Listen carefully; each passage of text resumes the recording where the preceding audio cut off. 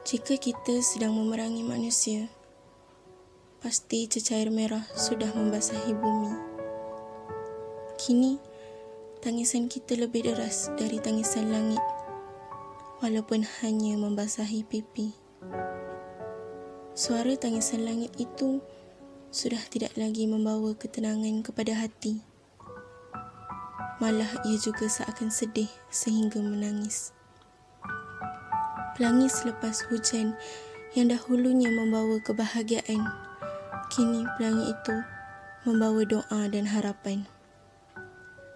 Dahulu, ketika aku ditimpa hujan yang lebat, aku cuma merasa sedikit sakit dan ianya hanya sementara. Malah hujan itu tidak mampu merebahkan badan kecilku ini. Walaupun hari ini ia tidak lagi menimpa badan kecilku, tapi aku turut rebah bersama lebatnya hujan. Aku hanyut dalam keresahan. Jika kita sedang memerangi manusia, pasti sudah kelihatan runtuhan bangunan yang kita dirikan bersama. Tapi kini ahli perubatan kita rebah di saat kedua kakinya sudah tidak lagi mampu untuk menampung beban dirinya. Rakan seperjuangan memintanya untuk berehat sebentar, tapi kata-kata yang keluar dari mulutnya adalah, "Aku tidak perlu berehat, aku juga tidak penat." Sedang hatinya sibuk meminta kepada Tuhan, "Tuhan, aku mohon, kau tamatkanlah perang buta ini." Dipinta berkali-kali, mengharapkan Tuhan menghentikannya secepat mungkin. Jika kita sedang memerangi manusia, kata-kata hati ini pasti kedengaran lemah.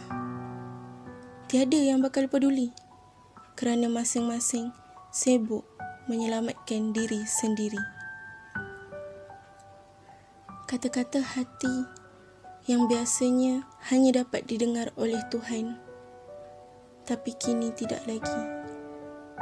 Kini ia kedengaran kuat, malah sangat kuat, kerana kini ia diluahkan bersama tangisan, supaya semua dapat mendengarkannya dan merasai apa isi hati kecil ini. "Ayah, Ibu, aku rindu. Aku rindu akan pelukanmu setelah pulang bekerja. Aku rindu tawamu saat bermain denganku. Aku rindu senyummu ketika melihat kerenah lucuku. Ayah, Ibu, setiap hari kau bekerja, terpaksa berpanas di bawah sinar matahari dengan memakai seragam lengkap itu. Aku di sini ingin merangkak, berjalan, malah berlari ke arahmu untuk melindungimu daripada sinaran itu dengan tangan kecilku ini. Ayah, Ibu, tidak terhitung waktu dan keringatmu selama menyarungkan pakaian perlindungan itu di atas tubuhmu. Sesungguhnya, waktu itu berjalan seiring dengan pintaku kepada Tuhan. Tuhan, aku mohon, lindungilah dua permataku itu. Mereka orang yang baik. Mereka berusaha menyelamatkan mangsa-mangsa perang buta ini. Tuhan, kau dengarkanlah pintaku ini. Sejurus perang ini berakhir, kau kembalikanlah mereka ke pangkuanku.